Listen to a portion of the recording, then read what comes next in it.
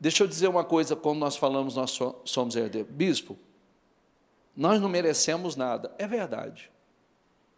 A questão, o lindo do Evangelho é esse, que merecer nós não merecemos nada. Mas, pela graça do Senhor, nós somos herdeiros de tudo. Que incrível, né?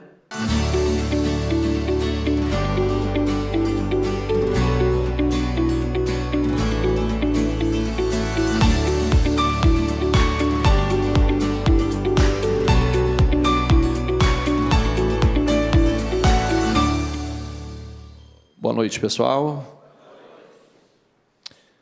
Sejam todos muito bem-vindos, que Deus abençoe a todos. Minha pergunta,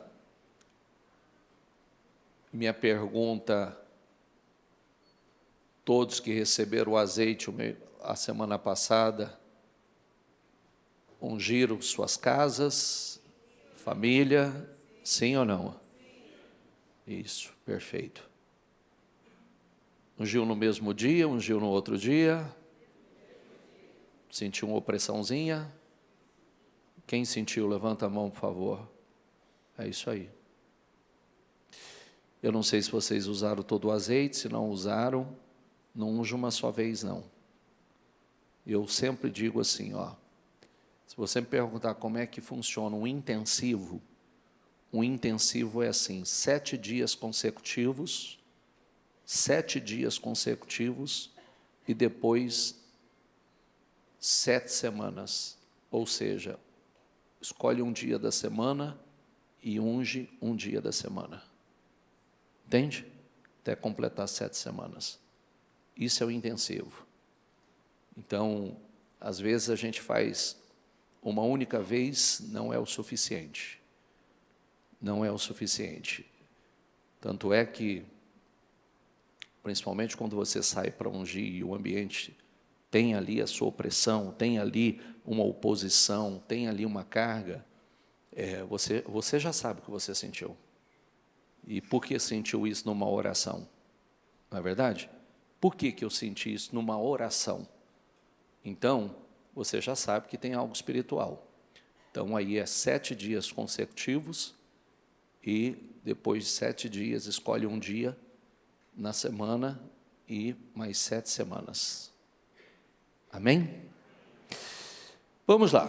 Eu falei que eu ia falar sobre algo hoje, mas não vou falar sobre o que eu falei que ia falar. Possivelmente a semana que vem eu falo o que eu ia falar. Mas nós vamos hoje numa mensagem que eu entendo que é muito importante para nós. Lê aqui, por favor. Deus responde fé.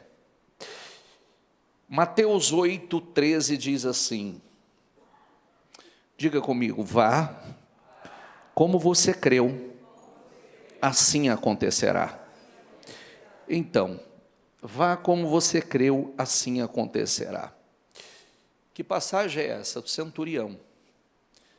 O centurião vem e diz para o Senhor, né? Venha com meu servo, ele está muito doente, extremamente doente, e eu preciso que o Senhor o cure. Quando o Senhor falou, eu vou até ele falou, não, o Senhor, eu não sou digno que o Senhor entre na minha casa, basta uma palavra do Senhor aqui, e o meu servo será curado lá. Esse é aquele homem que o Senhor elogiou a sua fé e diz, uau, nem Israel eu vi tamanha fé. Nem Israel, no meio desse povo religioso, eu vi tamanha fé. Então, vá e como você creu, assim acontecerá. E como ele creu, assim aconteceu. Então, grave isso. Mateus 9:29 diz assim, e ele tocando nos olhos deles, disse, que seja feito segundo, diga comigo, a fé que vocês têm. Então, os versículos, eles praticamente dispensam uma explicação.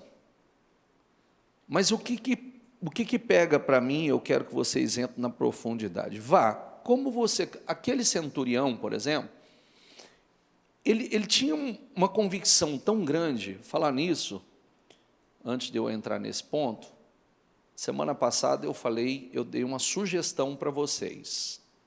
Qual foi a sugestão que eu dei para vocês?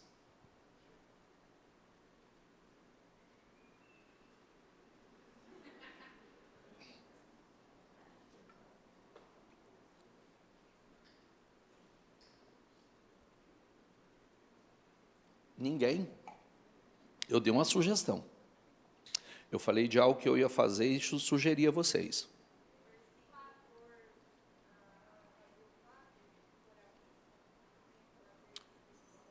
Fazer, colocar diante dos seus olhos, eu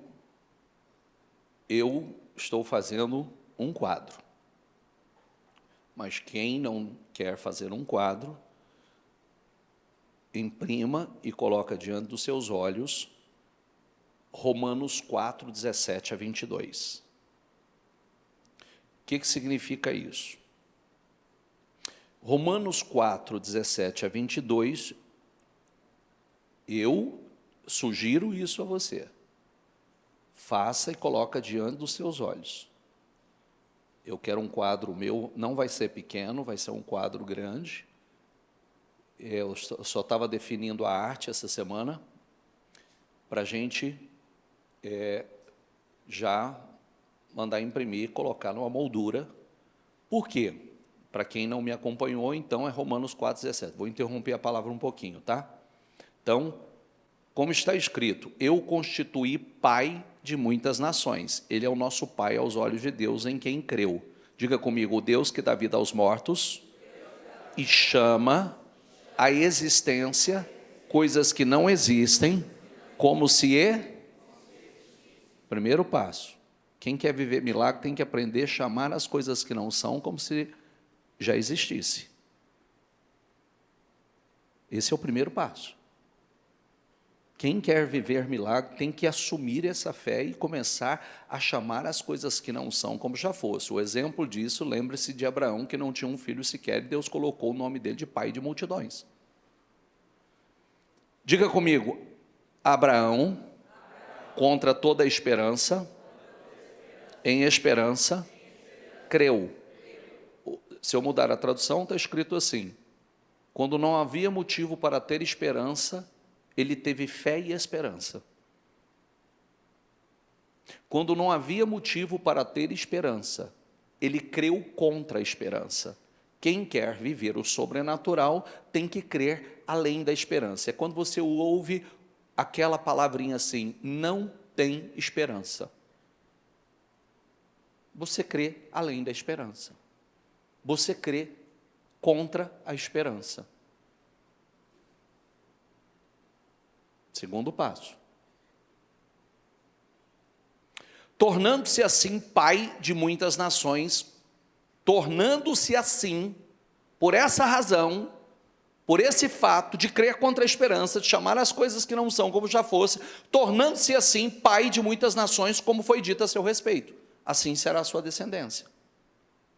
Diga comigo, sem enfraquecer na fé, reconheceu que o seu corpo já estava sem vitalidade. Quer dizer, as evidências não foi motivo para que ele enfraquecesse na fé. O que ele sentia não foi motivo para ele enfraquecer na fé. Aí que está o ponto forte de você aprender a crer contra a esperança. Pois contava com cerca de 100 anos de idade e que também o ventre de Sara já estava sem vigor.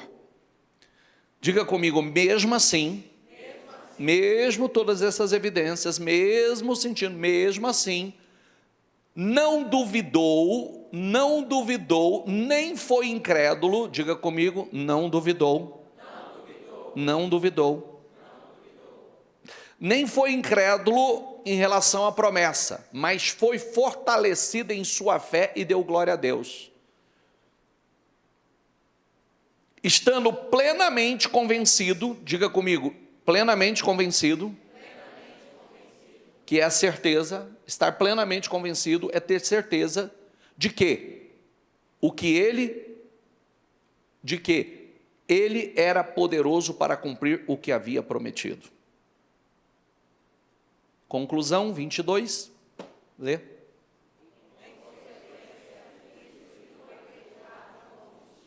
Em consequência, isso lhe foi imputado ou creditado como justiça. Em consequência, ao quê?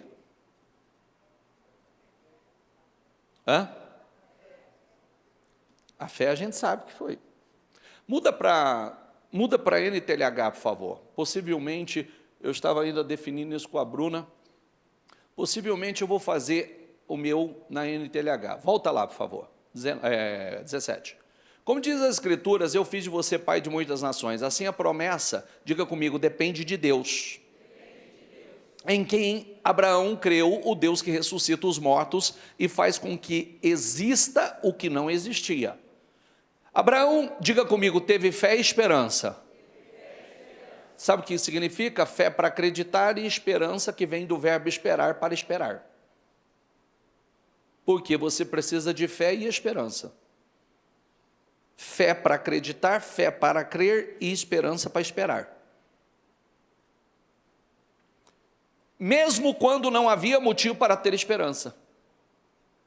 Vamos lá? Diga comigo, mesmo quando não havia motivo para ter esperança.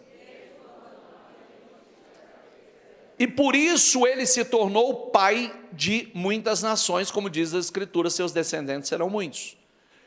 Abraão tinha quase 100 anos, mas mesmo quando ele pensou a respeito de seu corpo, que já estava como morto, ou quando lembrou que Sara não podia ter filhos, a sua fé não enfraqueceu. Abraão não perdeu a fé nem duvidou da promessa de Deus. Diga comigo agora, eu quero que você enche a boca e diga assim comigo, a sua fé, lê o resto. A sua fé o encheu de poder. A sua fé o encheu de poder. O que a fé faz? O que a fé faz? A sua fé o encheu de poder. A fé enche um homem ou uma mulher de poder. Porque tinha toda a certeza de que Deus podia fazer o que havia prometido. Você tem certeza que Deus pode fazer o que prometeu? Sim ou não? Sim. Então vamos lá. Lucas 8,48, então ele disse, filha, diga comigo, a sua fé a curou, vai em paz. A mulher do fluxo de sangue, que pensou, se tão somente eu tocar na orla das vestes do Senhor, eu sei que eu serei curada. Depois de 12 anos, de ter gastado tudo que eu tinha com os médicos, de ter tentado de forma natural, de todas as formas que estavam ao meu alcance, eu acredito. Então, filha, a sua fé a curou, vá em paz. Hebreus 11:1 na amplificada. Agora, diga comigo, a fé é a garantia, escritura, título de confirmação. Se eu mudar a tradução, está título de propriedade das coisas esperadas. É um título de garantia das coisas esperadas, divinamente garantidas. E a evidência das coisas não vistas, a convicção de sua realidade. A fé compreende como fato o que não pode ser experimentado pelos sentidos físicos.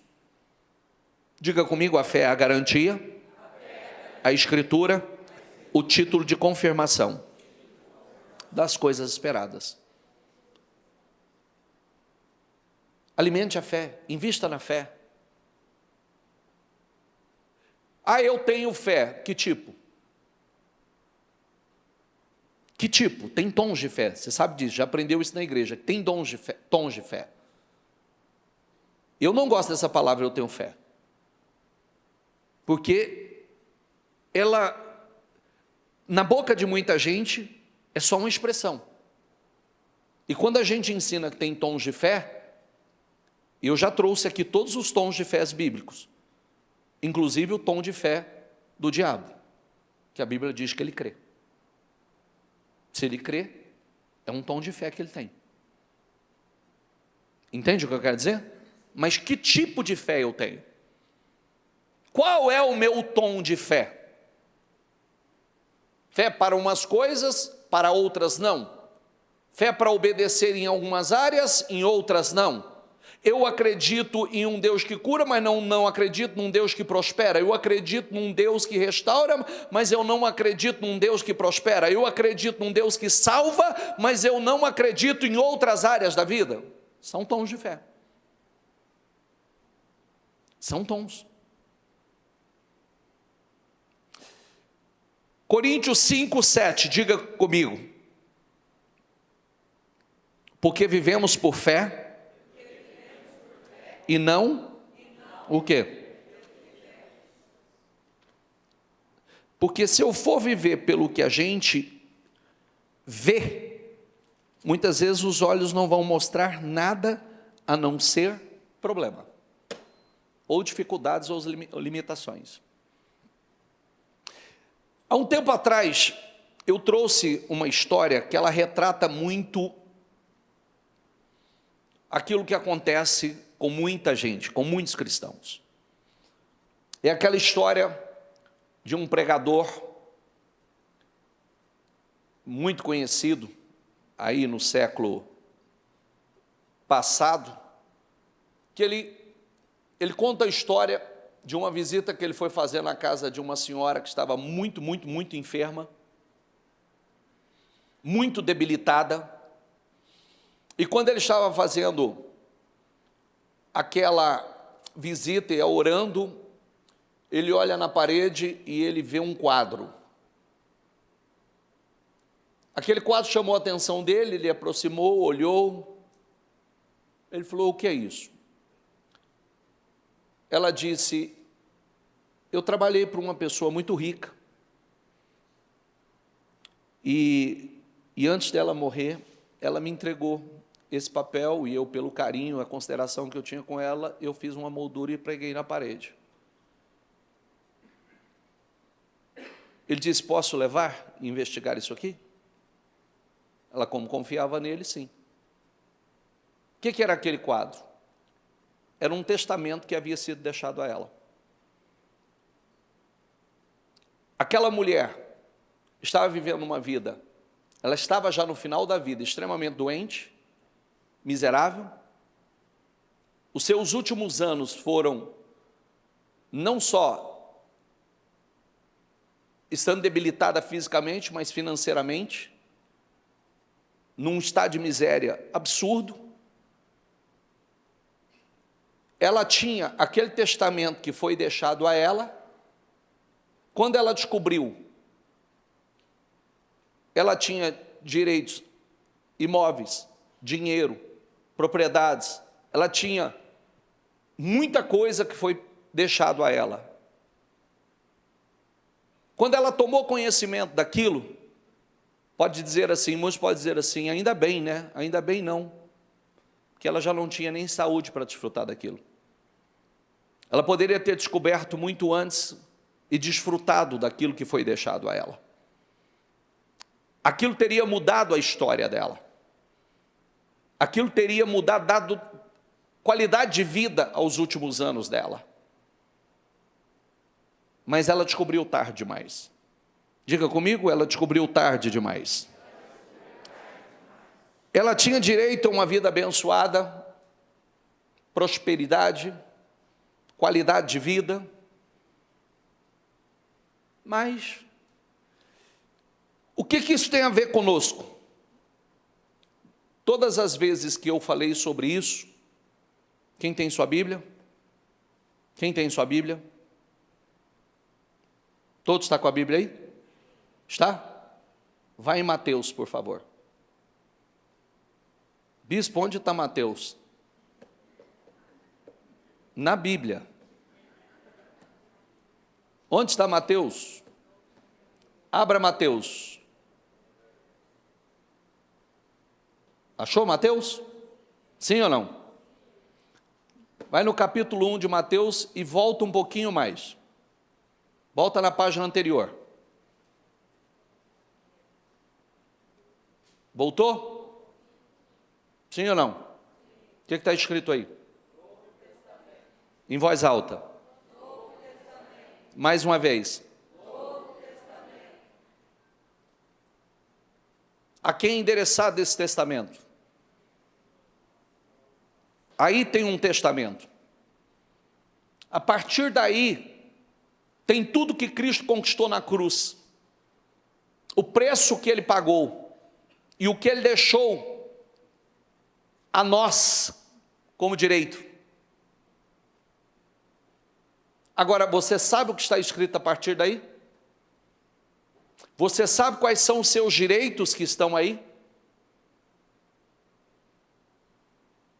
Porque se você não sabe, você vai viver igual a senhora que tinha lá um testamento pregado na parede. E geralmente, sabe o que a gente faz com esse testamento? Geralmente você, na porta da sua casa, se você tem uma Bíblia, você deixa lá aberta em algum salmo. Se você tem uma Bíblia no quarto, você tem ela lá no seu criado. Só aberto. Possivelmente, alguns de vocês estão lá no Salmo 23 ou no Salmo 91. Quem tem no Salmo 23 aqui? Deus me revelou. Quem tem no Salmo 91? Olha aí. Aí tem aqueles que tem no Salmo 121. E assim por diante.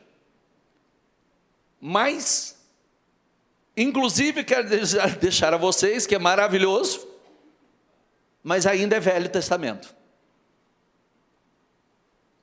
Está lá no Velho Testamento. Então nós precisamos saber o que está a partir do Novo Testamento.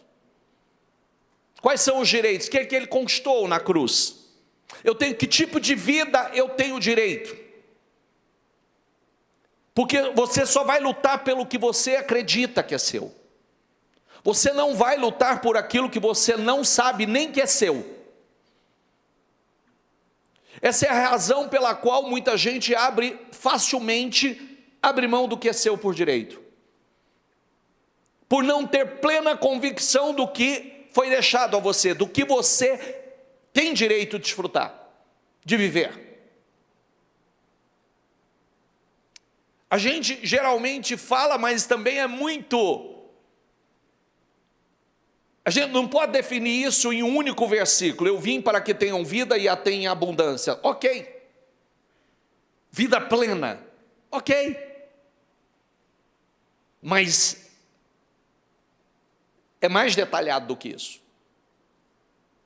É muito mais detalhado do que isso. E aí,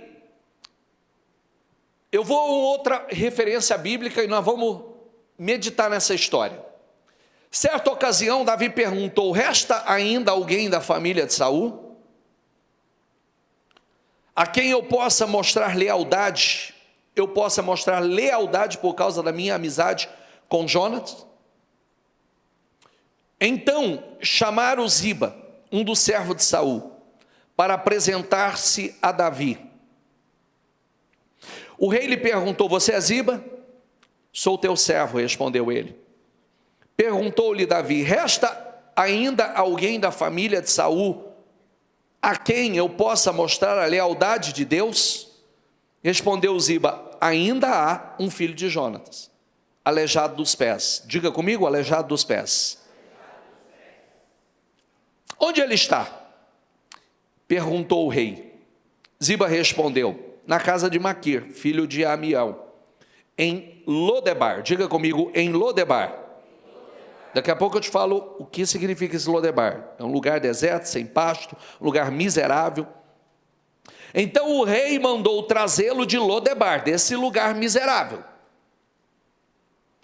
Quando Mefibosete, filho de Jonatas e neto de Saul, compareceu diante de Davi, prostrou-se o rosto em terra. Mefibosete, perguntou Davi. Ele respondeu: sim, sou teu servo. Não tenha medo, disse-lhe Davi, pois é certo que eu tratarei com bondade por causa da minha amizade com Jonas, seu pai. Jonatas tinha uma aliança com Davi. Davi amava Jonatas e fez uma aliança com Davi. E você vê que é tão forte isso, porque tem uma promessa, né? A Bíblia diz que existe uma recompensa aos filhos dos nossos filhos. A bondade de Deus, ela não para em nós, ela é aos filhos dos nossos filhos. Nos últimos dias eu falei, olha que coisa incrível, Provérbios 10, 22, o homem de bem, o homem bom, deixa uma herança aos filhos de seus filhos. Olha que coisa incrível, não para nele, aos filhos dos filhos, aos netos. Aí, diz assim, vou devolver-lhe todas as terras que pertencem a seu avô Saul. Diga comigo, restituição. Olha que coisa incrível, o cara está lá, vivendo miserável, aleijado dos pés. Inclusive esse aleijado dos pés é que o pai dele perseguiu tanto Davi, que quando Davi subiu ao poder, eles achavam que Davi ia se vingar. Quando acharam que Davi estava invadindo o reino, a babá dele sai correndo com ele, tropeça, cai, deixa o menino cair e ele quebra os pés, por isso que ele ficou aleijado. Aí, vou devolver-lhe todas as terras que pertencem a seu avô, Saul. E você, diga comigo, comerá sempre a minha mesa. Mefibosete prostrou-se e disse, quem é o teu servo para que te preocupes? Diga comigo, com um cão morto como eu? Olha como ele se via. Olha como ele se enxergava. Quem sou eu para que o Senhor se preocupe com um cão morto como eu? Então o rei Davi convocou Ziba e lhe disse, devolvi ao neto de Saul, seu senhor, tudo o que pertencia a ele e a família dele. Você, seus filhos e seus servos cultivarão a terra para ele. Você trará a colheita para que haja provisões na casa do neto do seu senhor. Mas Mefibosete comerá a minha mesa. Ziba tinha 15 filhos e 20 servos. Então Ziba disse ao rei, o teu servo fará tudo que o rei, meu senhor, ordenou. Assim Mefibosete passou a comer, diga comigo, a mesa de Davi, como se fosse um de seus filhos. Quer dizer, a mesa do rei como um filho. Uau! Mefibosete tinha um filho, diga comigo, Mefibosete tinha um filho, ainda jovem, chamado Mica. Tá, tô pedindo só para você repetir, para você gravar esses pontos. E todos que moravam na casa de Ziba tornaram-se servo de Mefibosete, 35 pessoas, passou a trabalhar para ele. Então Mefibosete foi morar em Jerusalém, pois passou a comer sempre à mesa do rei. Diga comigo, pois passou sempre, a comer sempre à mesa do rei. E era aleijado dos pés. Diga comigo, Lodebar significa cidade sem pasto. Tratava-se de um lugar isolado, árido, infeliz, com o destino daqueles que havia sido excluídos socialmente, aonde vivia coxos, cegos, né, os indivíduos considerados desprezados pela sociedade. E aí, era um lugar sem alegria, difícil de viver, marcado pela escassez, aridez, mas ali vivia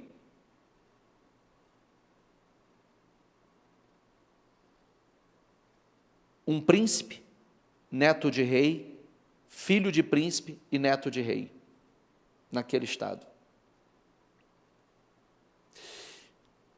O interessante, esse rapaz, ele era herdeiro. O avô dele perdeu o reino, mas ele tinha posse.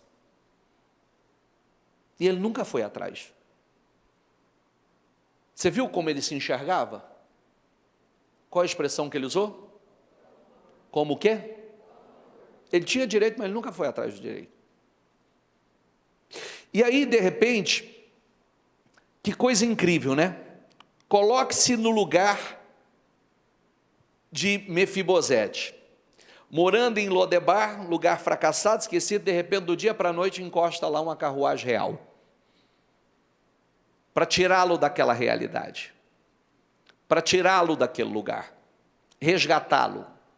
É o rei mandando buscá-lo, trazê-lo, e de repente ele se assenta com o rei diz a ele: estou restituindo tudo que era da sua família.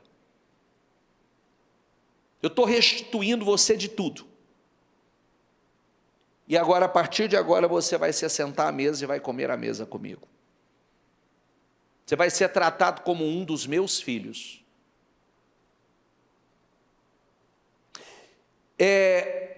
O nome Mefibosete significa vergonha destruidora, ou aquele que espalha vergonha.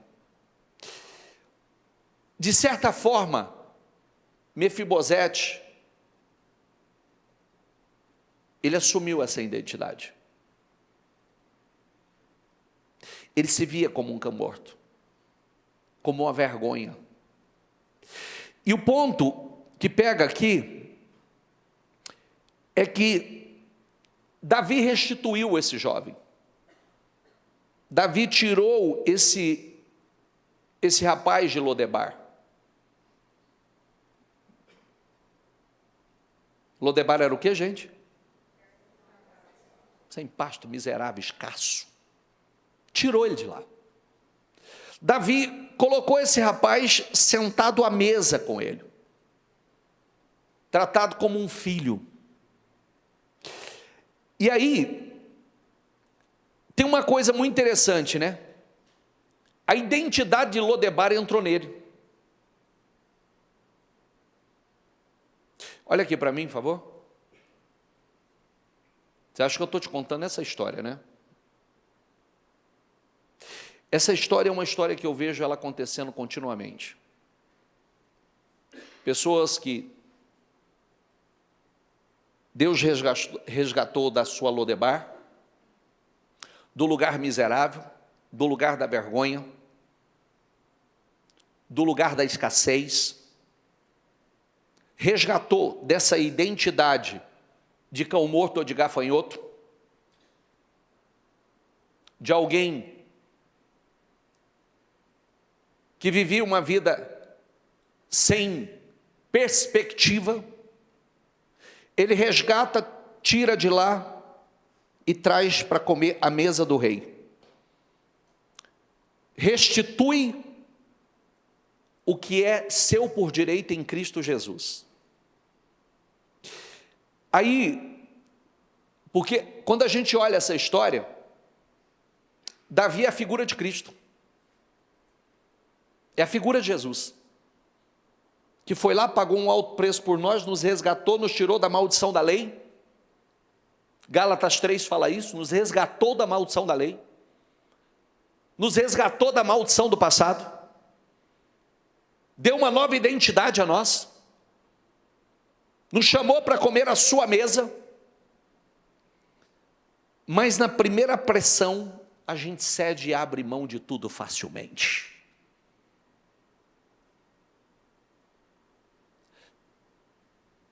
Nós precisamos, a palavra precisa entrar de forma revelada. Eu sempre falo uma coisa muito importante aqui, ó.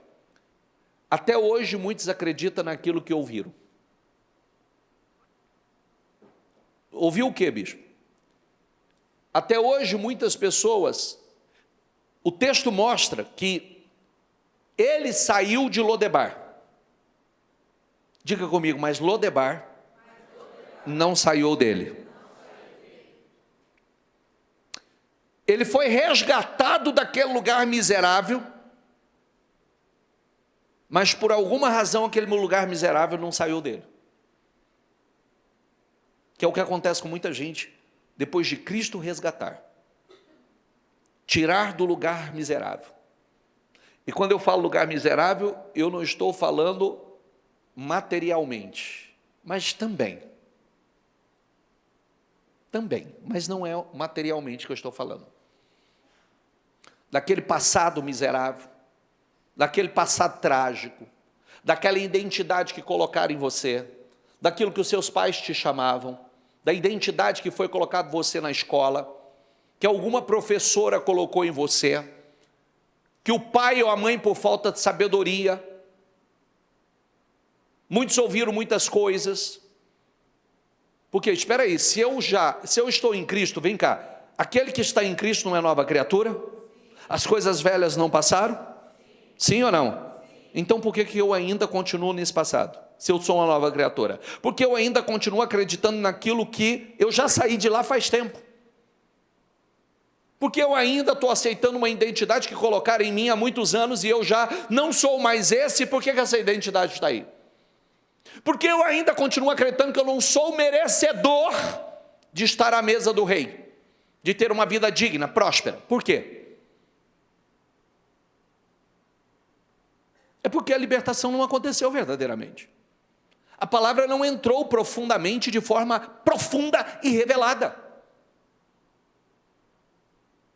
Não adianta alguém tentar botar um título em mim que eu não sou. Eu já assumi a nova identidade. Eu sou um filho amado do Senhor. Eu sou herdeiro, eu tenho direito. É por isso que, ministerialmente, nós corremos o risco até de ser sem educação, muitas vezes. Ministerialmente, deixa eu falar ministerialmente. Já viu quanto religioso que quer criticar aquilo que nós ensinamos na igreja? Por exemplo, quem não crê e não vive, não acreditam numa vida abundante, numa vida plena, eles nos criticam por nós ensinarmos. Eles nos criticam. Eu sempre falo, olha, se eu dependesse de você, como de vez em quando aparece na igreja, eu sempre falo isso aqui, ó. Se eu dependesse da conversa de alguns, da linha de pensamento de alguns, a porta da igreja estava fechada. É verdade ou não é? As portas da igreja estavam fechadas, porque, é um absurdo, não pode falar sobre isso, eu acho ridículo. Olha, cuida da sua vida. Não é? Cuida da sua, eu cuido da minha. A palavra é liberada para quê? É para quem crê. Mas sempre você vai encontrar alguém para dar um palpite que você nem perguntou. Não é verdade? Eu não te perguntei nada disso. A Bíblia deixa muito claro, por onde eu comecei? Seja feito segundo a sua. Você sabia que essas pessoas, principalmente, por exemplo, a mulher do fluxo de sangue, você sabia que a lei proibia ela de se aproximar de Jesus? Você sabia que ela corria o risco de ser apedrejada se ela se aproximasse naquele estado de um sacerdote? E se ela não tivesse acreditado e passado por cima daquilo que a religião estabeleceu? Ela teria morrido esgotada, sangrando. Mas foi justamente por acreditar e romper com a lei que ela morreu saudável. Depois de 12 anos sofrendo, depois de 12 anos lutando de forma natural, o seu sofrimento chegou ao fim porque ela creu. Está entendendo ou não? Cada um vai viver segundo a sua fé. Não é a fé do pai, não é a fé da mãe. Quem os pais são católicos aqui? Seus pais não vão entender sua fé. Essa é a verdade. Porque quem foi formado numa fé simplesmente de ritual, não entende a fé verdadeira. Você sabe quando Jesus chegou? Jesus chocou, impactou muito e chocou muitos. Porque o texto diz que ele pregava diferente, ele pregava com autoridade. A autoridade de Jesus impactava. Porque não tinha ritual. Não tinha religiosidade. Você vê que é tão difícil. Olha o que eu vou falar para você, hein? Quem conhecia a religião não acreditou em Jesus como Salvador. E Jesus tinha que mandar os demônios calar a boca, porque os demônios estavam falando que ele era o Filho de Deus. Os demônios estavam pregando sobre ele. E ele dizia assim para os demônios: cala-te. Porque senão os demônios estavam, os próprios demônios evangelizariam. E o religioso não acreditava que ele era. Onde ele chegava, às vezes, legiões gritavam: vieste nos atormentar, filho de Davi. E que os demônios gritavam e falavam que ele era o Filho de Deus. E os religiosos não acreditavam que ele era o Filho de Deus. Está entendendo ou não? Ah, isso aí é filho de Beelzebu. Ele expulsa demônio porque Beelzebu está com ele. É o que eles falavam. A fé verdadeira choca religioso. Repita isso, diga comigo: a fé verdadeira, ela choca, ela é um escândalo para religiosos. Porque é difícil entender. É difícil. Ah, mas como? Lembra quando ele curou o cego? Fizeram uma CPI.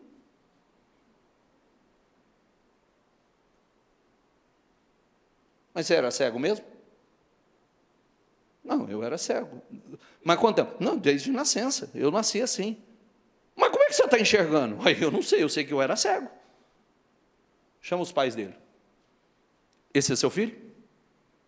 Sim, é meu filho. Ele era cego? Ele era cego. Desde nascença? É. Mas como é que ele está enxergando agora? Eu não sei. Eu sei que esse é meu filho e ele era cego.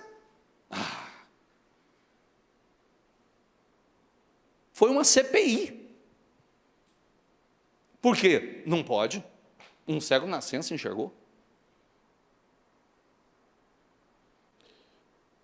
O que eu quero mostrar a você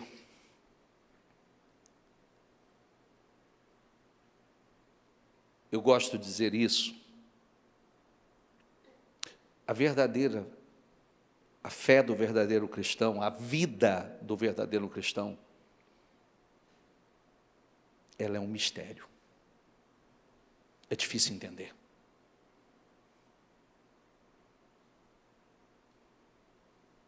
Ela é um mistério.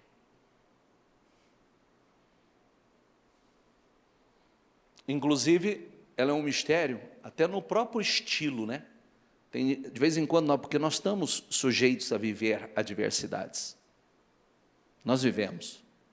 Mas aí as pessoas olham e falam assim: agora eu vou ver ele abatido. Ih, agora eu vou pegar ele chorando. E aí não vê. Não vê.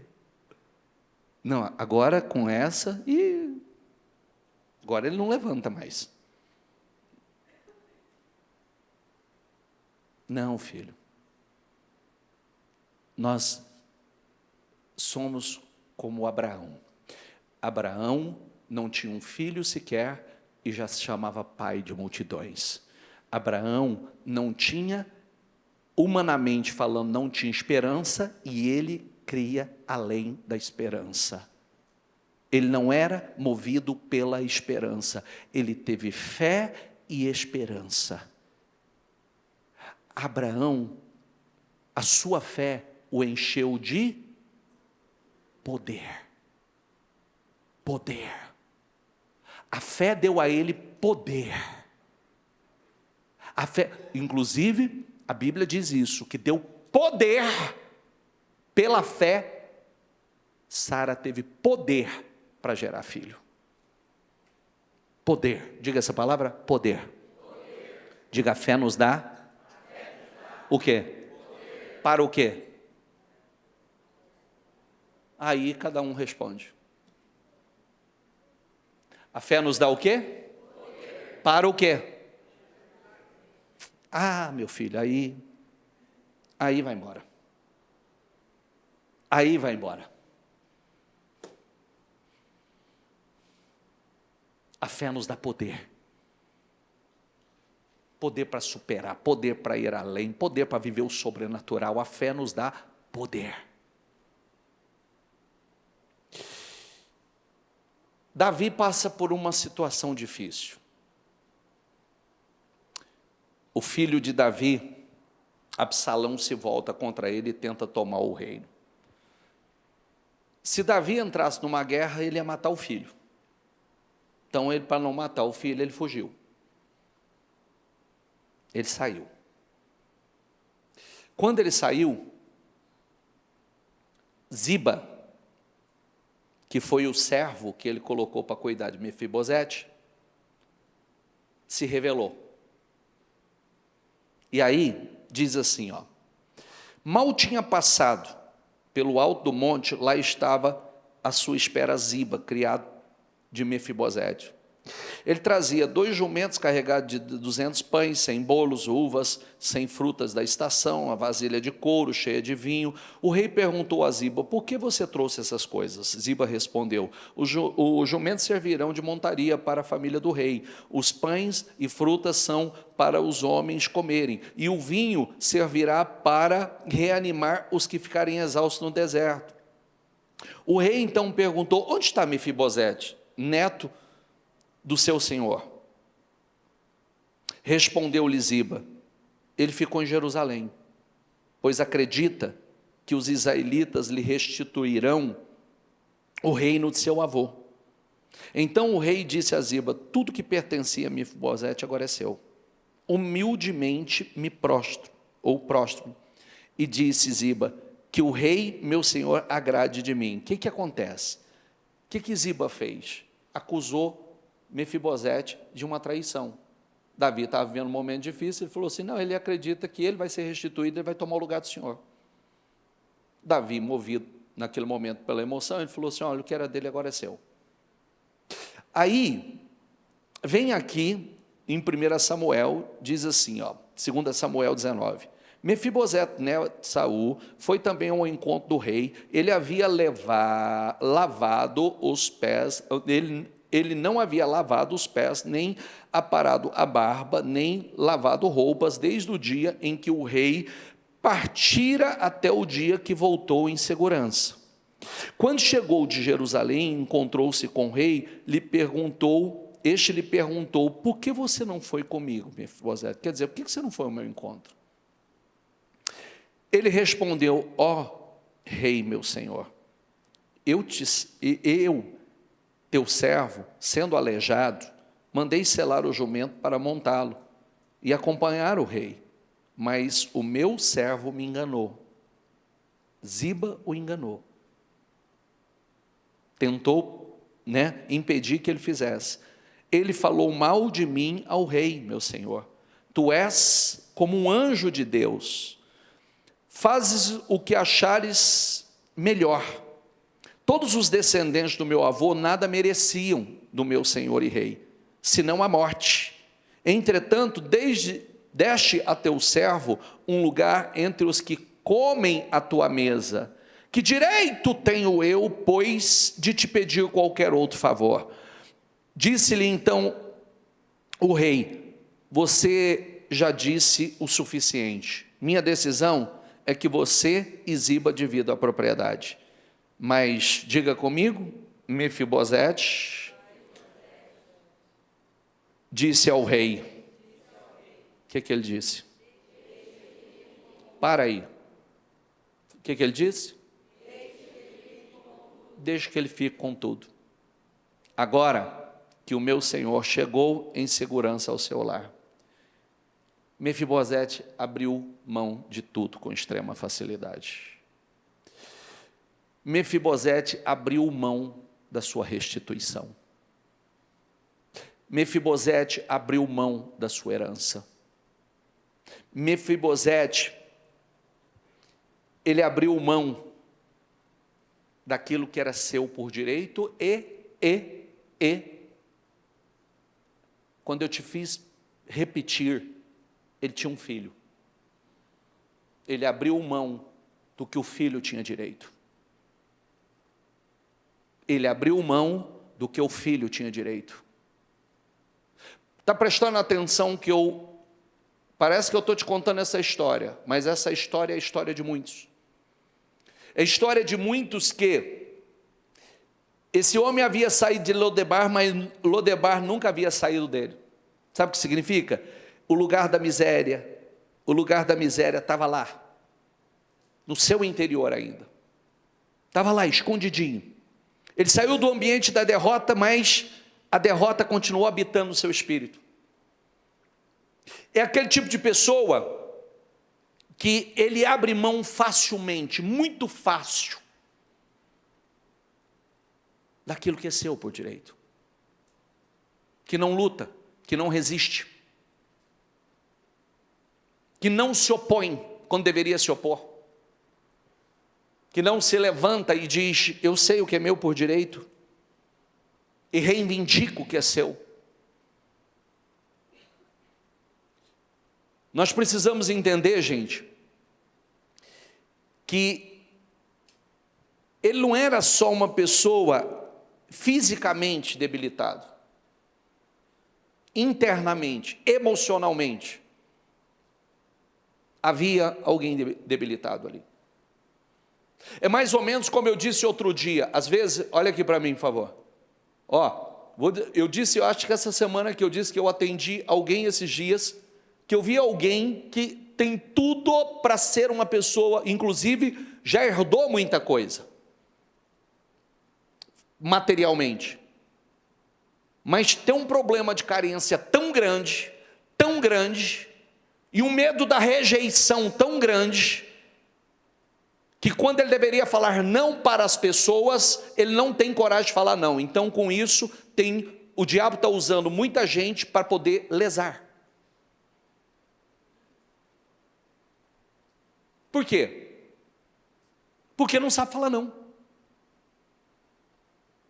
Sabe que vai ser lesado, mas não sabe falar não. Sabe que algo vai dar problema, mas não sabe falar não.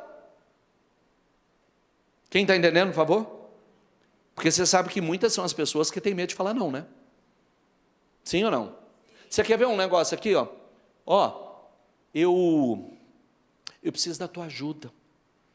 Eu estou passando por dificuldade, eu preciso de dinheiro emprestado.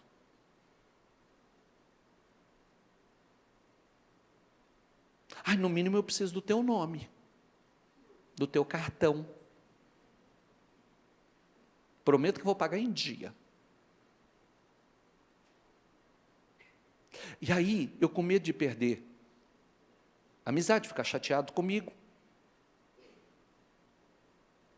ou do que isso vai gerar, eu não tenho coragem de falar não.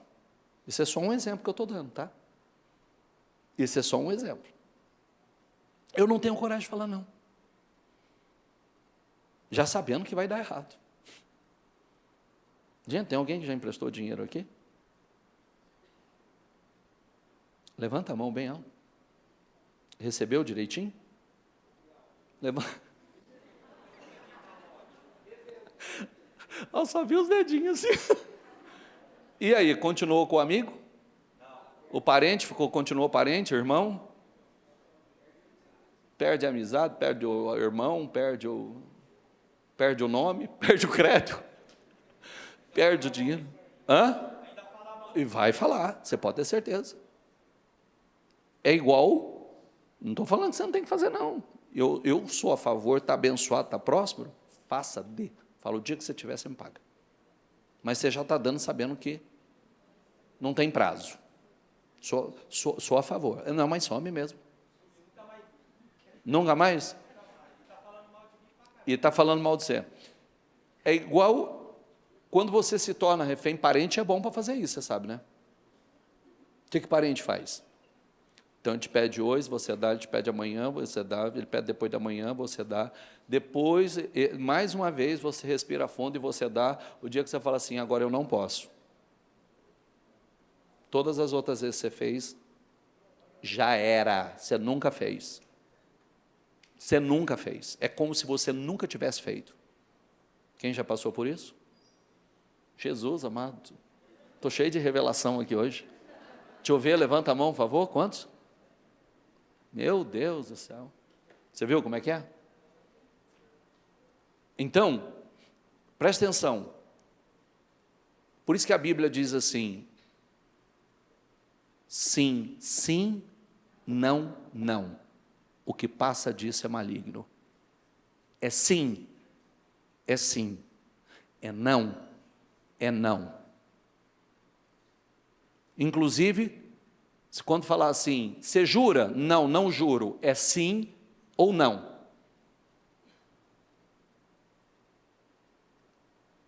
Jurar não é de cristão, você sabe, né? Cristão não jura. Cristão dá a palavra. Por que o cristão não jura? Porque a Bíblia ensina que não. Nós não temos direito de jurar por nada. Ah, eu juro por Deus. Por quê? Qual autoridade você tem por Deus para poder jurar por Deus?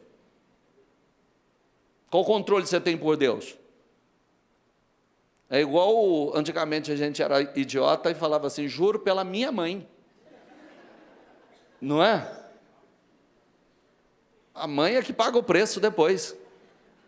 É ou não é? E que direito eu tinha de jurar pela mãe? Que é o que a gente queria falar, mostrar assim, na última instância que a gente estava falando a verdade. Então, mamãe que se dane. Depois mamãe lide com isso. Não é? Não, cristão é sim, não é não. Ah, mas você jura? Não, não juro, porque cristão não jura. Eu estou falando sim para você, ou estou falando não é não, e acabou. Não, e é o famoso assim, não posso, não tenho, ou literalmente, não te empresto. Se pode, eu sou a favor, faça. Tem condição? Não é uma coisa, porque tem gente que acha que é obrigado, né? Eu falo assim, eu dou tudo que você não me pedir. Quando me pede, se me colocar como uma obrigação, já perdi a graça. Entendeu? Eu vou falar por mim, eu sou extremamente generoso. Eu vivo a cultura da generosidade. Mas não me coloco como uma obrigação. Gostou você fazer por espontaneidade. Se usar o termo você tem, já zangou. Não tem nada, ninguém tem nada, não tem. Não é verdade? Em resumo, que agora eu já dei uma aula de finanças. Como não se endividar. Entendeu? Como não se endividar, porque o amigo aqui já perdeu. Quem é? Amigo? Parente? Não precisa. Amigo? E um parente. Tá bom, né? Tá. Aqui ao redor tem parente ou não? Ao redor aqui tem parente ou não? É tudo parente? É, então você já está dado o recado, né? Vamos manter a amizade, né? Vamos continuar amigo, irmão, vamos continuar indo na igreja, sentando na mesma fileira. Né? Eu não quero ver vocês saindo da igreja. Então, é melhor não fazer, porque eu quero todo mundo sentado comigo na igreja. Né? Que bênção. Bispo, em resumo, diga, eu sou herdeiro. Deixa eu dizer uma coisa, quando nós falamos, nós somos herdeiros. Bispo, nós não merecemos nada. É verdade. A questão, o lindo do evangelho é esse. Que merecer, nós não merecemos nada. Mas, pela graça do Senhor, nós somos herdeiros de tudo. Que incrível, né? Merecer, nós não merecemos nada, mas o imenso amor, graça, favor do Senhor, nós somos herdeiros de tudo. Saiba que você é herdeiro. Você é co-herdeiro de Cristo. Não é na pressão que você vai abrir mão do que é seu. Mefibosete deixa essa lição para nós, né? Alguém que foi restituído, alguém que sentou na mesa do rei, ocupou uma posição de honra, e na primeira pressão, ele abriu mão de tudo.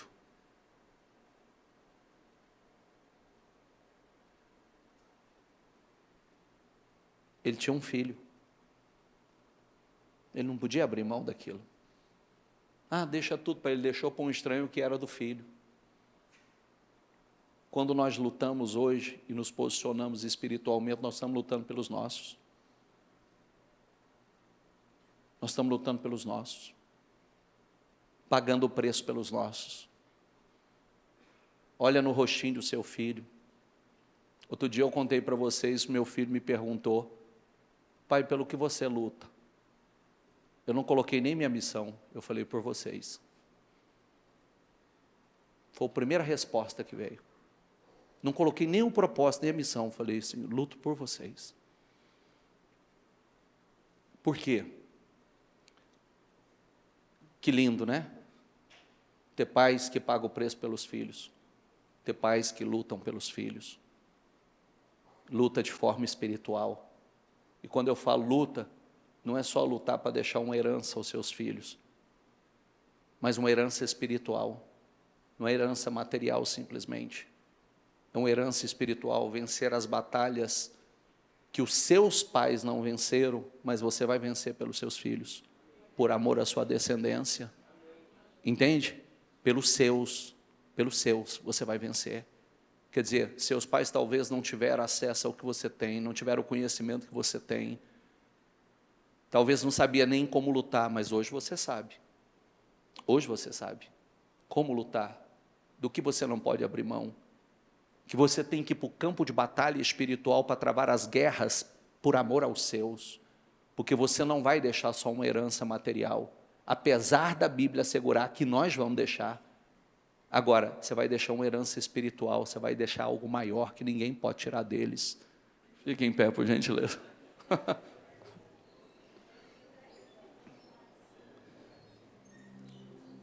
Nós, porém, não recebemos o Espírito do mundo, mas o Espírito procedente de Deus, para entendermos as coisas que Deus nos tem dado como? Nós não merecemos, mas nós recebemos. Gratuitamente. Filhinhos, vocês são de Deus e os venceram. Porque aquele que está em vocês, diga comigo, é maior do que aquele que está no mundo. Diga, aquele que está em mim é maior do que aquele que está no mundo. Diga comigo, mas em todas estas coisas, somos mais que vencedores, por meio daquele que nos amou. Diga comigo, porque vivemos por fé, e não pelo que vemos. Estejam vigilantes, mantenham-se firmes na fé. Diga comigo, sejam homens de coragem, sejam fortes. Além disso, usem o escudo da fé, com o qual vocês poderão apagar todas as setas inflamadas do maligno. Pois vocês sabem que a prova da sua fé produz perseverança. Uma pessoa que crê, vamos lá, diga comigo, uma pessoa que crê, ela vai perseverar. E a perseverança deve ter ação completa, a fim de que vocês sejam maduros e íntegros, sem que falte a vocês coisa alguma. Fecha os seus olhos, segura o teu propósito no seu coração. Você é herdeiro. Você é herdeiro e herdeiro de uma vida incrível. Nós não podemos ser uma espécie de Mefibosete, uma espécie de Mefibosete que se revelou um homem passivo, que o rei o tirou de Lodebar, o lugar sem pasto, o lugar miserável, mas Lodebar nunca saiu de Mefibosete. Saiu do lugar da miséria, mas a miséria permaneceu no seu interior. Saiu do ambiente da derrota, porém a derrota continuou habitando na mente, no seu espírito. Sua visão, sua consciência, sua identidade não havia se transformado. Não tinha mudado por dentro. Diante do primeiro impacto ali, após a restituição, simplesmente ele entregou tudo. Não entregue o que é seu. Não ceda à pressão.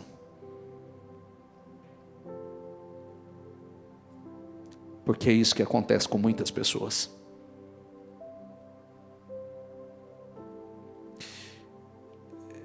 Nós conhecemos a fé viva em Jesus, nós sabemos o que ela pode proporcionar, nós recebemos promessas e oportunidades, heranças espirituais, nós nos tornamos herdeiros, portadores de promessas grandiosas. Muitas vezes desfrutamos e abrimos mão de tudo por conta de uma pressão, uma oposição, um momento difícil.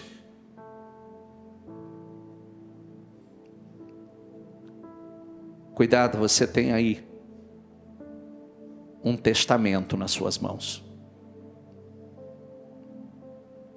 Você tem um novo testamento para você. Você é o destinatário de uma vida incrível, de uma vida plena. Temos lutas, mas ninguém pode tirar o que é nosso. Sofremos oposições, mas ninguém pode tirar o que é nosso. Você tem um documento legítimo, garantindo a vida plena, cuidada, marcado por paz, saúde, provisão, avanços. Uma garantia que se Deus é por você, quem pode ser contra você? Não abra mão das promessas. Não abra mão do seu direito. Não abra mão. Mefibosete não se achava merecedor. Ele se via como um cão morto, e mesmo sendo restituído, cedeu facilmente e abriu mão da sua restituição. O que é seu por direito? Você sabe? O que você acredita que você tem direito? O que você acredita que é herança para a tua vida e para a sua descendência?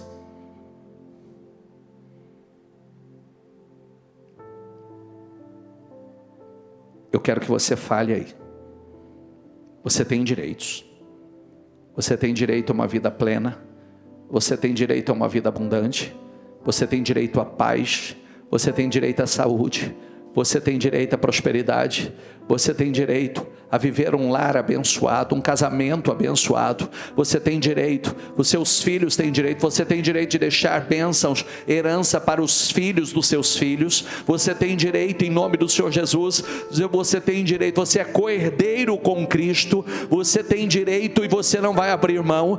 Às vezes você é atacado, o diabo te ataca, que você deve se conformar, que você deve ceder, porque é assim mesmo, é essa a realidade, essa é a vontade de Deus para a tua vida. E você vai cedendo, e você vai cedendo, e vai abrindo mão, e vai cedendo às circunstâncias, e vai cedendo à pressão, e você vai dizer: não, eu não abro mão do que é meu, eu não abro mão daquilo que Deus tem para mim, eu não abro mão de uma vida plena, eu não abro mão de uma vida abençoada, eu não abro mão da minha herança, eu não abro mão da herança dos meus filhos, eu não abro mão da comunhão com meu Senhor. Eu não sou um cão morto, falaram, eu não sou aquilo que me disseram, eu não sou aquilo que me falaram. Eu sou um filho abençoado, eu sou um filho amado do meu Senhor, eu sou um filho que tem direitos, em nome do Senhor Jesus. Eu sou um filho, em nome do Senhor Jesus. Merecedor eu não sou, mas pela graça do Senhor eu tenho direito. Não, eu não fiz nada para merecer, mas pela graça do meu Deus, pela graça do meu Deus, eu tenho direitos, eu tenho direitos. É pela graça, pelo amor, pelo preço que o meu Deus pagou na cruz, o meu Senhor pagou naquela cruz. Eu tenho direito e não abro mão dos meus direitos. Fala, o que você acredita? Lembra, seja feito conforme a sua fé. Você tem direito a restituições. Quais restituições que você tem direito? Quais são as restituições? Quais são as restituições? Inclusive, restituir-vos-ei os anos, restituição de anos que foram tirados, anos que foram consumidos. Em nome do Senhor Jesus, você tem direito. Você tem direito. Sabe o que ele estava herdando ali? Ele estava herdando aquilo que era do seu avô. Ele estava herdando. Então você tem direito. Se a minha família não desfrutou, eu creio, eu vou desfrutar. Eu tenho direitos daquilo que o Senhor conquistou na cruz, e eu vou reivindicar os direitos que inclusive meus pais não reivindicaram. Os meus pais não lutaram, mas eu vou lutar. O que eu tenho direito eu não vou abrir mão. Talvez os seus pais abriram mão, talvez os seus pais não lutaram pelos direitos que vocês como filhos tinham, mas você vai lutar pelos seus, você vai lutar pelos seus filhos. Você vai dizer: eu não abro mão daquilo que é dos meus, eu não abro mão daquilo que eu tenho direito. Eu estou reivindicando até o que os meus pais, os meus avós abriram mão, eu não abro. O que é? O que você crê? Restituir-vos-ei. Restituir-vos-ei. Seus pais abriram mão, cederam, não abra você. Seus avós cederam, não lutaram, não, você diz: não, eu não vou abrir. Eu quero o que é meu por direito. Eu sei o que eu tenho direito. Jesus disse: eu vim para que tenham vida e a tenham plena. Eu vim para que tenham vida e a tenham em abundância. Eu vim.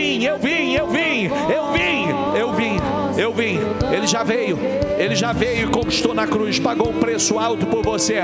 Então diga em nome do Senhor Jesus: eu busco a minha restituição. Eu busco a restituição dos anos perdidos. Eu busco a restituição. Lembra da sunamita? 7 anos que ela ficou fora, ela reivindicou os 7 anos e ela recebeu de volta os 7 anos. Será que você não tem restituição de anos para alcançar? Será que você não tem restituições de anos anteriores? A sunamita, ela foi lá e ela reivindicou e ela recebeu a restituição de 7 anos. 7 anos que ela não plantou, 7 anos que ela não cultivou, mas ela recebeu a restituição de 7 anos. Então diga: eu não abro mão. Eu quero a restituição daquilo que é meu. O que eu não colhi no ano passado, o que eu não colhi no ano retrasado, o que eu não colhi nos anos anteriores. Eu creio, eu quero a restituição dos anos, Senhor. Eu quero a restituição dos anos, meu Deus. Eu quero a restituição dos anos, Senhor. Eu quero a restituição dos anos, Senhor. E Deus vai te restituir, em nome de Jesus. Deus vai te restituir. O Deus de Davi é o nosso Deus. O Deus da Bíblia é o nosso Deus. O Deus que restituiu a vida da sunamita é o nosso Deus. Vai, diga. O que você tem direito?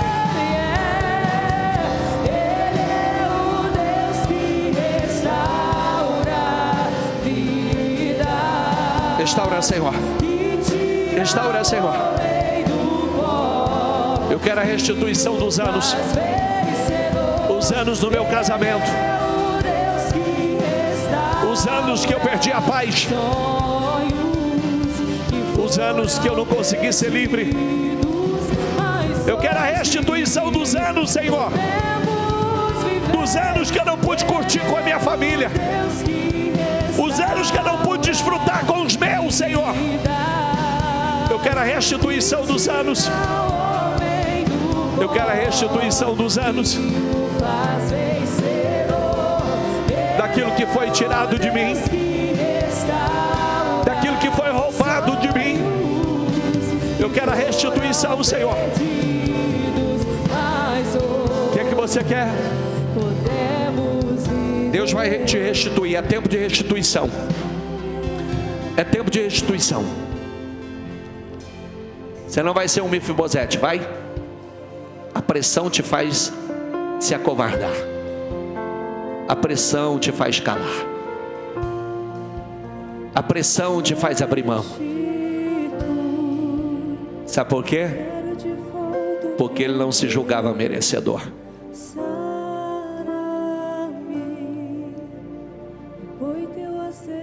Você tem uma nova identidade. A identidade de filho. A identidade de filho. Você não é escravo. Você não é bastardo. Você é filho. Você foi chamado para comer à mesa do rei. Você foi chamado para se assentar à mesa do rei.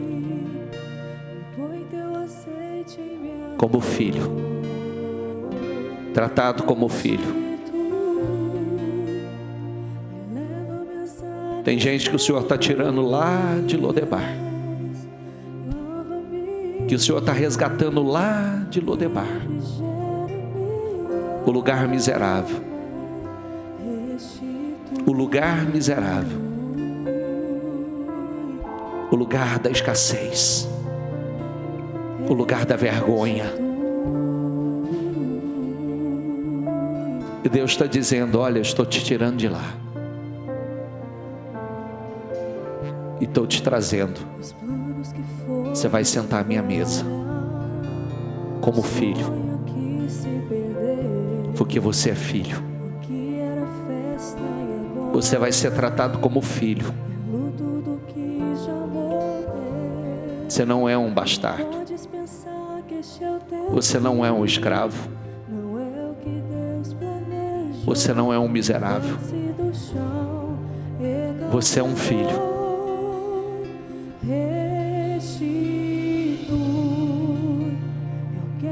Deus vai restituir.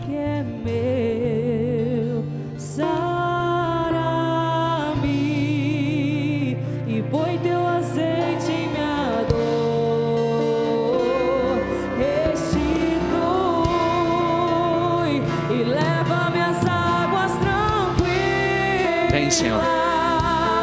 Lava-me e refrigera minha alma.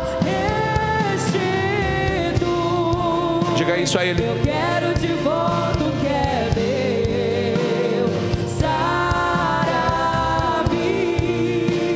e põe teu Vai, Senhor. azeite em minha dor. Restitui e leva-me às águas tranquilas. Lava-me, Senhor, e refrigera minha alma. E o tempo que roubado for Não vai se comparar. poderá se comparar a tudo aquilo que o Senhor tem preparado ao que clamar. Creia, porque o poder de um clamor pode ressuscitar. Aleluia. Restitui, eu quero de volta o que é meu. Sara-me e põe teu azeite em minha dor. Restitui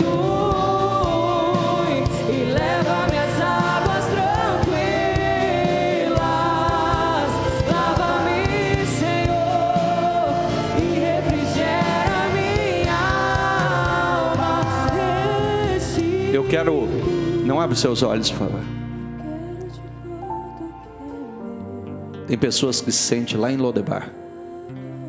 no lugar miserável, no lugar da escassez, no lugar sem pasto, árido, deserto.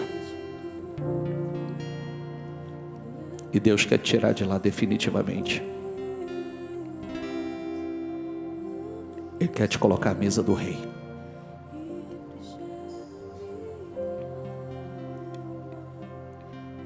Eu quero orar pelas pessoas que se sentem assim e que a partir de hoje se assentar à mesa do rei.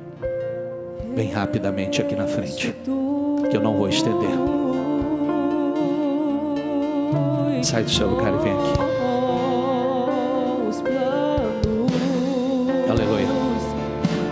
Os planos que foram embora. Aleluia. O sonho que se Deixa eu perdeu.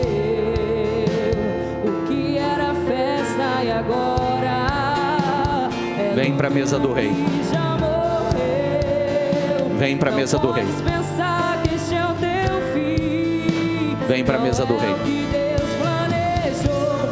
Vem. Levante-se do chão, erga um clamor. Vem para a mesa do rei. Restitui. Vem para a mesa do rei. Eu quero de volta o que é meu. Vem para a mesa do rei. Sara-me, e foi Vem para a mesa do rei. que me adorou. Está na hora. Restitui. Aleluia. E leva-me às águas tranquilas. Aleluia. Lava-me, Senhor. Deus está te tirando de Lodebar. Era minha alma. Deus está te tirando desse lugar. Desse lugar da vergonha. Desse lugar da escassez. E Ele está te colocando num lugar de honra. Ele vai te restituir. Você vai sentar à mesa do rei.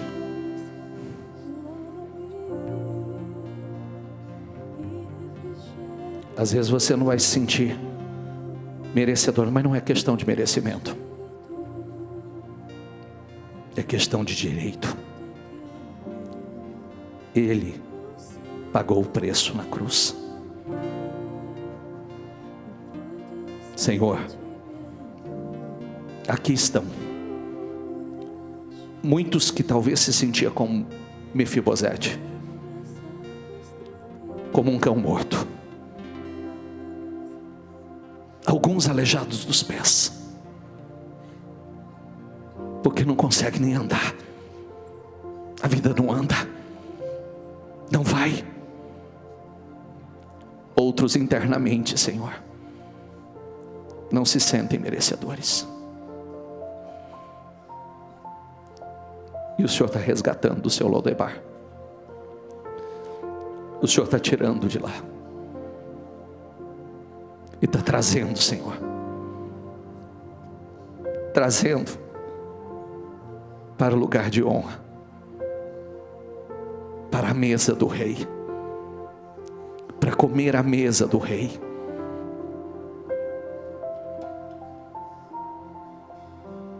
Assuma essa identidade de filho. Que apesar de tudo você é filho. Apesar do que você ouviu, você é filho. Apesar do que você viveu, você é filho. Abençoe, Senhor.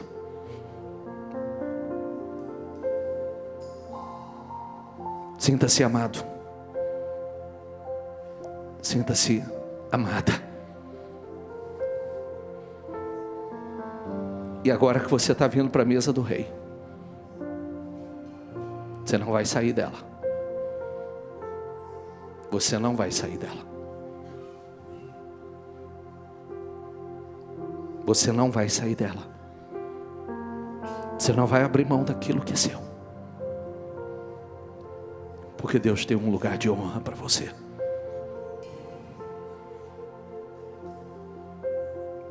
Sinta você sendo resgatado. Sinta. Eu te abençoo. Seja abençoado nessa noite. Seja abençoado nessa noite. Seja fortalecido nessa noite. E saia daqui hoje se sentindo filho, amado, amado e cuidado. É esse lugar que Deus tem para você. A mesa do Rei. Eu te abençoo. Eu abençoo todas as pessoas, Senhor, que estão aqui. Que seja um tempo de restituição. Que seja um tempo de restauração. Que seja um tempo de bênção. Um tempo, como o Senhor tem falado nos últimos dias. É tempo de restauração. É tempo de restituição. É tempo de viver um novo tempo. Diga: eu creio. Diga: eu recebo. E tomo posse. Em nome de Jesus. Amém? Amém, amém. Amém de verdade? Amém. Creio nisso.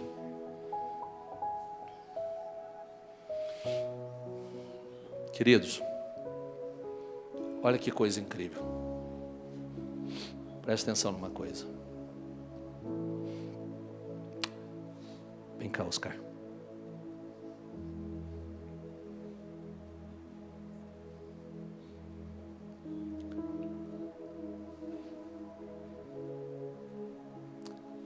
Esse garoto aqui,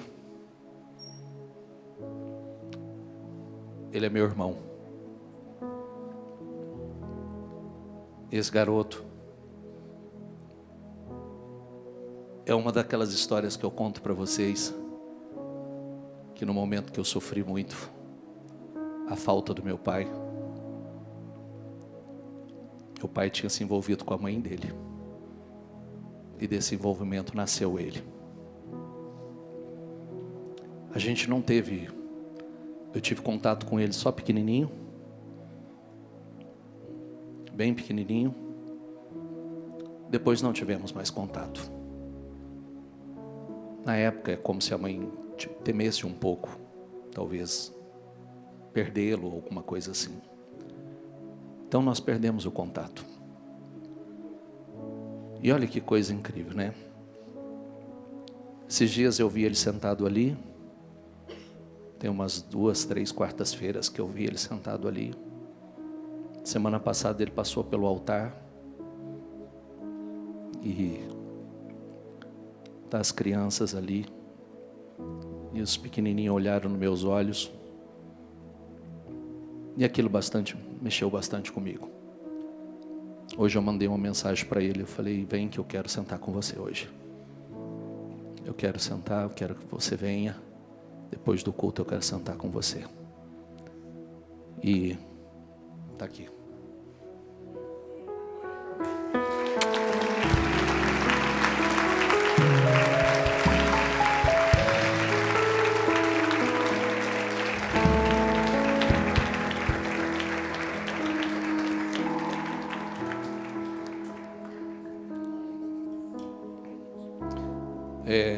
A gente não